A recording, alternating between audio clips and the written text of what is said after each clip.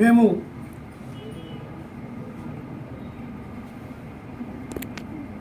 మఠాధిపతులమే కాకుండా భారతీయ ధర్మ పరిషత్ జాతీయ కార్యనిర్వహణగా అధ్యక్షులుగా కూడా పనిచేస్తూ ఉన్నాం.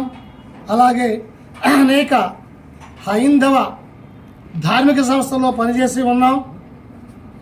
నిత్యం కూడా అనేక ప్రాంతాల్లో జరిగినటువంటి దేవాలయ దాడుల మీద కూడా మేము పోరాటాలు చేస్తూ అలాంటి విషయాలను ఖండిస్తూ వస్తూ ఉన్నటువంటి ప్రయాణం మాది.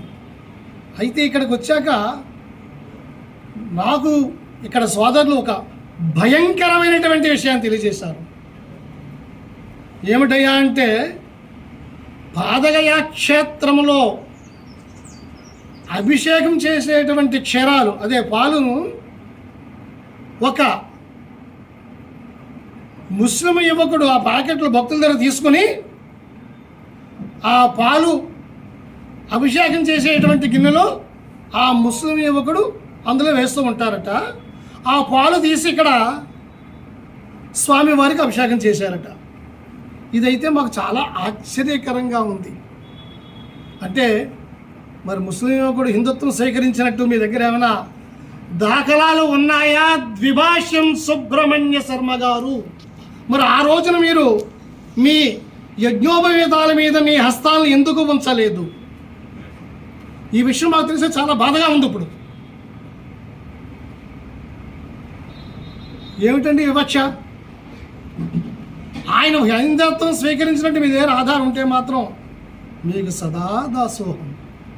లేని పట్ల దీని పట్ల మరి దీనికి ఈ పీఠికాపురం క్షేత్రానికి స్థానాచార్యులంట, మరి దీనికి మీరు బాధ్యత వహించగలరా? మీడియా అభిముఖంగా గర్వంగా ఒక హిందుత్వవాదిగా భారతీయ సనాతన ధర్మ పరిరక్షకుడిగా అనేక పోరాటాలు చేసినట్టు మేము మా కుల వివక్షపై జరిగిన మీ ద్వారా జరిగినటువంటి దాన్ని కూడా చాలా సమయం వేచి ఉన్నాం. మీరు ఏమైనా దాని పట్ల సానుభూతి ప్రకటిస్తారేమని చెప్పి ఈ రోజు వరకు వేచి ఉన్నాం. లేదు సరిగదా, మౌనం వహిస్తూ ఏం చేసుకుంటారంటగా ఉందంటే మా అనుమానం నిజమనిపిస్తుంది. ఇప్పుడు ఈ సంఘటన మాకు తెలిసాక హైందవ ధర్మాన్ని ఏం చేయదలుచుకున్నారు? వేరే మతస్థులతో స్వామివారి అభిషేకాన్ని పాలు వాటిలో వేయిస్తారా? కృష్ణార్పణం. హిందూ సోదరుల వారా, భారతీయ సనాతన ధర్మ పరిరక్షకులారా,